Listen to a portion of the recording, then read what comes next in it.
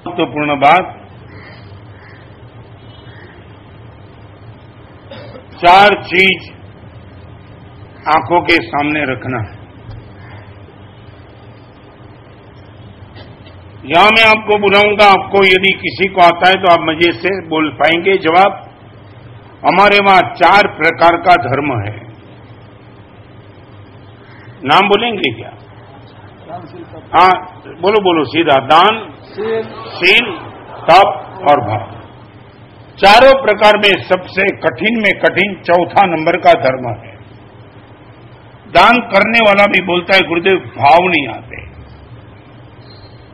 तब करने वाला भी कभी कभी बोलता है गुरुदेव तब हो जाता है मगर भाव नहीं आते, वो उठते नहीं। आज हमारा जो प्रयास है ना वो भाव धर्म की साधना का प्रयास है। 4 प्रकार का धर्म, दान, शील, तप, भाव, सबसे ज्यादा कठिन भाव धर्म। 4 प्रकार की इंद्रियां हैं। नंबर 1, 4 इंद्रियां मैंने पहले ही बता दिया था, आप बोल पाएंगे। नंबर 1 स्पर्शेंद्रिय, नंबर 2, नंबर 3, नंबर 4 सबसे ज्यादा कंट्रोल रखना चक्षुर इंद्रिय का कठिन है। 4 प्रकार के धर्म में भाव धर्म कठिन। 4 प्रकार की इंद्रिय में सबसे ज्यादा कठिन यदि कोई है तो चक्षुर इंद्रिय।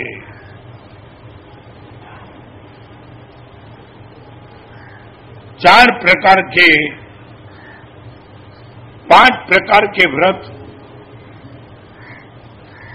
सबसे ज्यादा से ज्यादा कठिन व्रत है तो चौथे नंबर का व्रत है।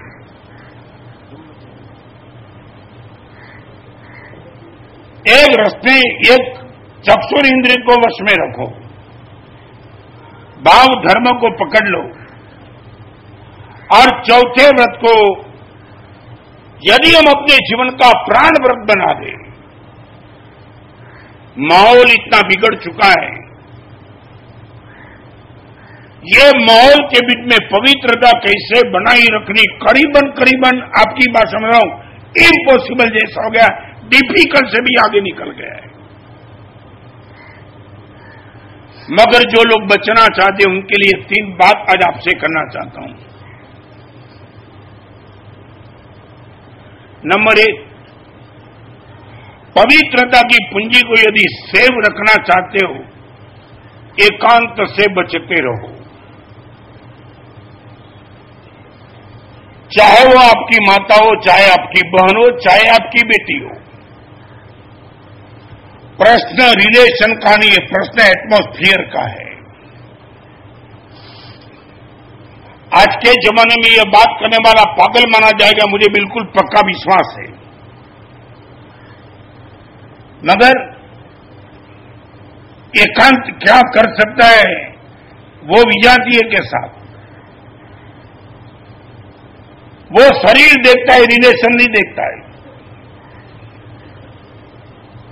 पानी को ढलान मिलने के बाद पानी को नीचे उतरना बहुत मुश्किल है, नीचे उतरते बचाना।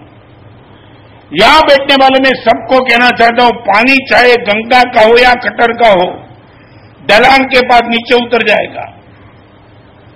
ढलान न्यूट्रल है। ढलान ये नहीं बोलता कि कटर के पानी को मैं नीचे ले जाता हूं, वो तो बोलता है चाहे गंगा का पानी को नीचे उतर जाएगा। चाहे व्यभिचारी हो, वो विजाति के साथ एकांत में रहेगा, वो उनका तो पतन होगा। चाहे साधु हो, ये जोखम करेगा, मे बी पॉसिबल इनका भी पतन हो सकता है। नंबर 1, एकांत से बचो। नंबर 2, अंधकार से बचो। एकांत नहीं है, अंधकार है। सिनेमा के थिएटर में तुम जाते हो, अंधेरा हो जाता है पूरा का पूरा, एकांत नहीं है। हजारों लोग बैठे बीच में, मगर जो दृश्य दिखाई पड़ता उनसे हजारों लोगों की वासना उत्तेजित होते जा रही है। नंबर 1 एकांत, नंबर 2 अंधकार, नंबर 3 अति परिचय से बचो, सेफ डिस्टेंस रखो। ज्यादा परिचय विजाति के साथ वो भी आपके लिए जोखिम 100% बन सकता है। आपके जीवन का मन का ऑब्जर्वेशन करो। आपको यदि लगता है गुरुदेव ब्रह्मचर्य का पालन रियली बहुत टफ हो रहा है, 3 में से एक कारण मिलेगा, या एकांत या अंधकार या अति परिचय। और चौथे नंबर की बात गारंटी के साथ ही, मगर उनका भी नंबर यदि लगा सकता है, अलंकार। अलंकार माने समृद्धि। लाखों करोड़ों रुपया जो खरबों में जो खेलता है, उनको भी पवित्रता संभालना बहुत मुश्किल है। एकांत, अंधकार, अति परिचय और अलंकार चौथे नंबर के व्रत के लिए जोखिम बन सकता है। भगवान की कृपा से गुरुदेव के संस्कार मिले, हम चारों से बचने का प्रयास करते हैं। न एकांत, न अंधकार, न अति परिचय। आप जो माहौल में बैठे हो, अहमदाबाद शांतिनगर में मेरा चातुर्मा था करीबन 2001 में।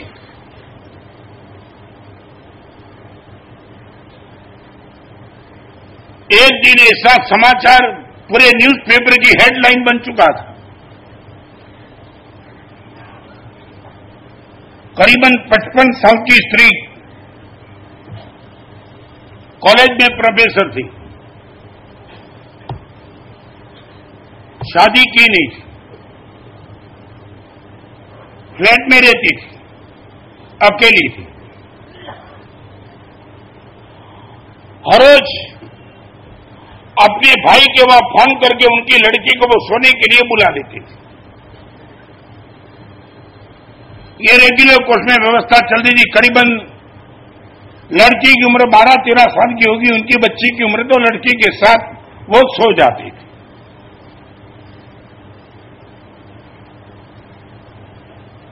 कितने साल तक ये क्रम व्यवस्थित चला। और एक दिन ऐसा हो गया, अपने घर में शादी थी, लड़की को पिताजी ले गए थे। यहां बहन का फोन आया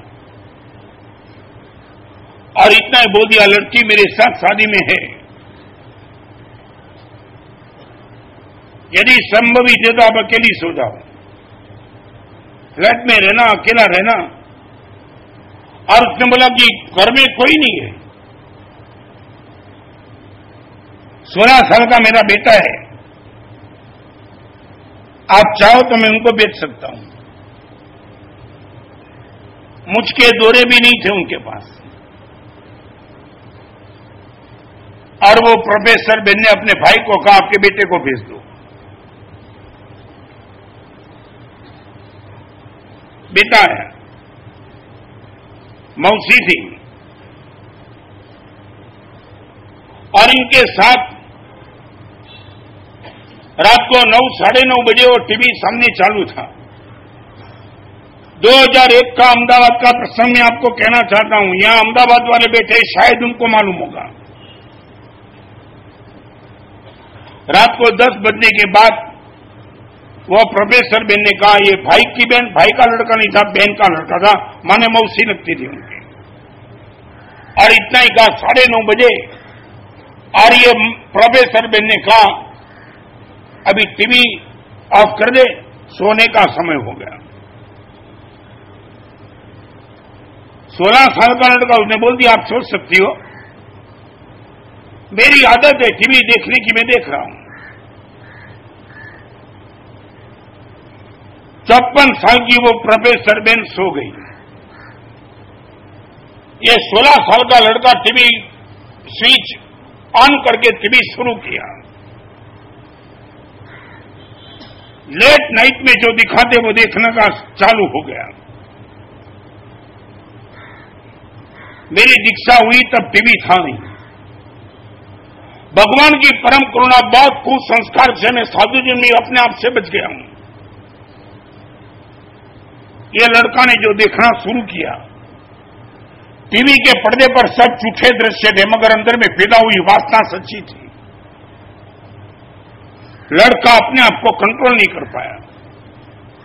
सामने 54 साल की खुद की मौसी मां की उम्र की सोई थी और सीधा लड़का मौसी में रैप करने के लिए कूदा। मौसी की नींद उड़ गई है, तू क्या कर क्या रहा है? कोई सुनने के लिए वो तैयार था। मैं जो करना चाहता हूं करके ही रहूंगा। और मौसी के मुंह से एक शब्द निकल गया, ये गलत अपराध किया। सुबह तेरी पिताजी और तेरी मां को मैं बोलना चाहती हूं। काम तो था ही, क्रोध आया। बाजू में कैंची पड़ी थी, समझ नहीं पाई मौसी और रुक गया। 1 मिनट के लिए रुक गया और कैंची बड़ी पड़ी थी, उठा लिया। 52 टुकड़े उनकी मौसी का कर दिया। 52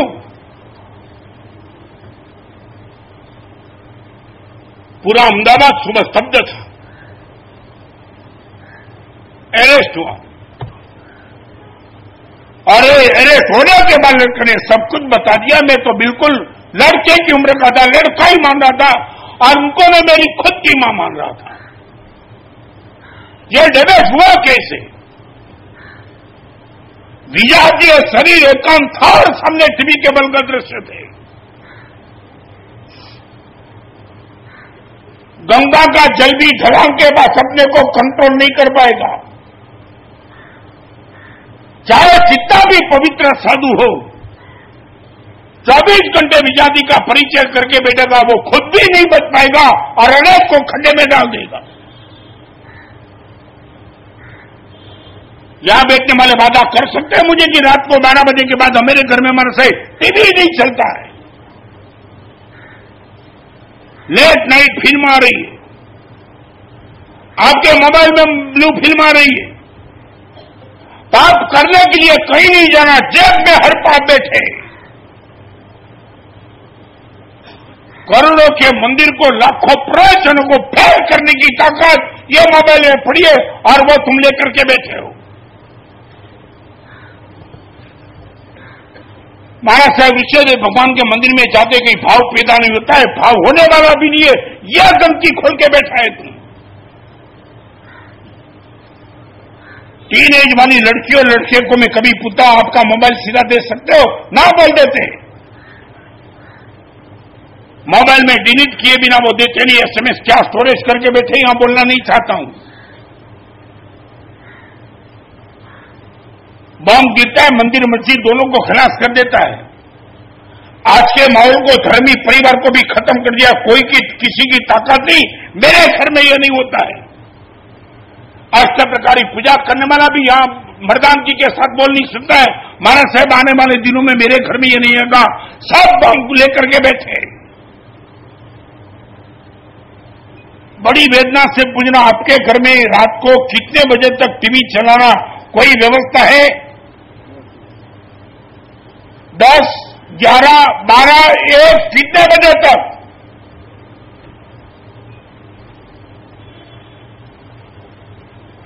आज मैं वेदना से आपको कहना चाहता हूं, नहीं बच पाएंगे आप।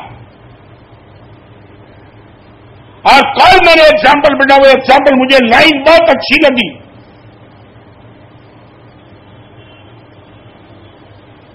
एक बार पत्नी शांत हो गई, आप दूसरा मैरिज कर पाएंगे, कोटेशन के साथ में सम्मत नहीं कहना चाहता हूं, मगर जिस पर अंगुली थी ना वो अंगुली दिखाना चाहता हूं। आपकी पत्नी एक बार चली गई, दूसरी पत्नी को आप ला पाएंगे, मगर एक बार चारित्र गया, दोबारा चारित्र को कभी नहीं ले पाएंगे। आज यहां बैठी हुई माता और बहनों को हाथ जोड़ के कहता चाहता हूं, एक कोख ऐसी बनाओ, आपकी कोख में होने वाला बेटा और होने वाली बेटी दुनिया को हिला दे, वो ताकत लेकर के आवे, मगर वो ताकत अपने आप से आसमान से नहीं आएगी। पीएम को घर में बुलाने के पहले घर को साफ करना पड़ता है। महापुरुष को अपनी कोख में बुलाने के पहले अपने जीवन को पवित्र रखना पड़ता है। चौथे नंबर का व्रत ज्यादा तो जीवन भर ब्रह्मचर्य का आपसे नहीं मांग रहा हूं, मगर सिर्फ इतना मांग रहा हूं, रात को आपके घर में टीवी कितने बजे तक चलेगा कोई तो कंट्रोल करो।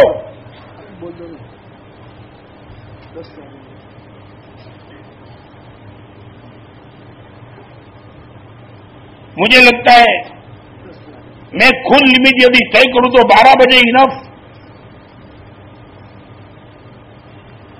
नहीं वेदना से पूछ रहा हूं, प्लीज डोंट कमेंट। एक जैन शासन का आचार्य यहां बैठ करके 12 बजे की लिमिट तय करता है, वो मेरी करुणता है, तुम्हारी तो है कि नहीं मालूम नहीं है।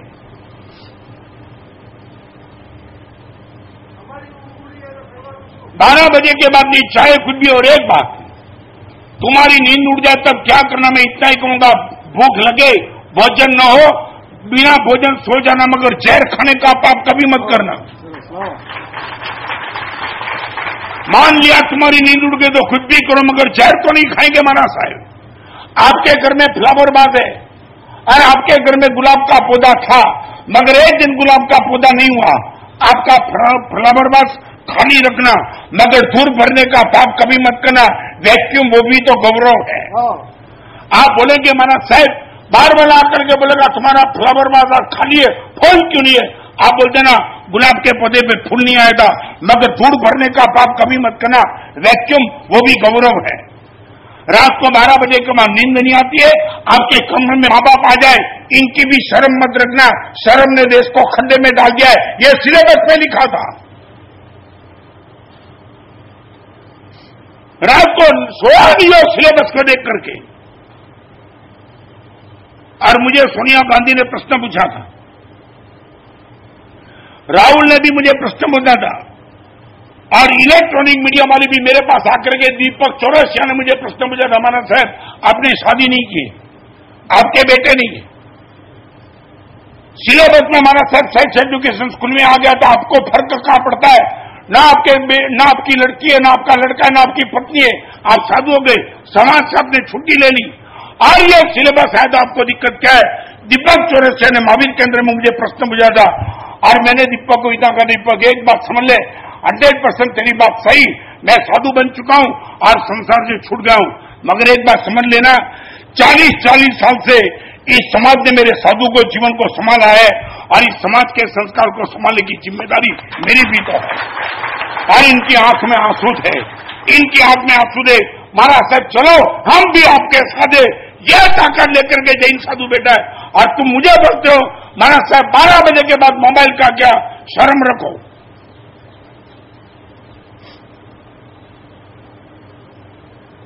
और एक छोटी सी बात, बंबई से राजधानी एक्सप्रेस उठती है ना, ड्राइवर बंबई सेंट्रल पर ग्रीन सिग्नल है, बस इतना ही चेक करता है। पूरे दिल्ली तक का सिग्नल ग्रीन होगा तब गाड़ी चलाऊंगा, ऐसा ड्राइवर कभी नहीं सोचता है। एक सिग्नल दिखाई पड़ा ग्रीन, और इनको पूछो तुम कि आगे रेड सिग्नल आएगा, उसने बोला मैं ठहरूंगा, थोड़ी वेट करूंगा, फिर रेड ग्रीन होगा तो चलाऊंगा। मैं एक चीज की बात करता हूं, टीवी की, मैं ये कहता हूं ये ग्रीन सिग्नल है, आप उनको नियम ले लो। आप बोलते हो मोबाइल का क्या? हर सिग्नल ग्रीन होने के बाद गाड़ी नहीं चलेगी, एक सिग्नल ग्रीन लगा गाड़ी शुरू करो, आगे के सिग्नल को फिर देख लेंगे।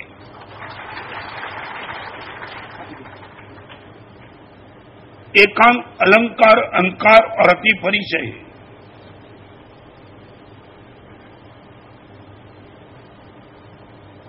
Any issue from you, any logic from you. रात को 12 बजे के बाद आपके घर में टीवी नहीं होगा शुरू, बाहर वाले के लिए भी नहीं और खुद के घर पे लिए नहीं और परिवार के सभ्य के लिए भी नहीं, नॉट फॉर एनीवन। जवान लड़के लड़कियां नहीं मानेंगे तो एक बात, यहां बात नहीं मानेंगे तो इनकी देख लेंगे। मैं यहां जो बैठते हो उनके लिए मैं बात करना चाहता हूं। यहां बैठे हो आप बोलो महाराज साहब मैं मेरे लिए नियम लेता हूं, परिवार नहीं भी मानेगा उनकी बात, मगर मैं मेरी ओर से तय करता हूं, रात को 12 बजे के बाद टीवी नहीं, घर में भी नहीं, और किसी घर में मेहमान बन के मैं जाऊंगा उनके घर में भी नहीं। ओके, एकदम मेरे सामने नहीं बैठे, बाहर जो बैठे उनको भी कहना चाहता, हाथ जोड़ना।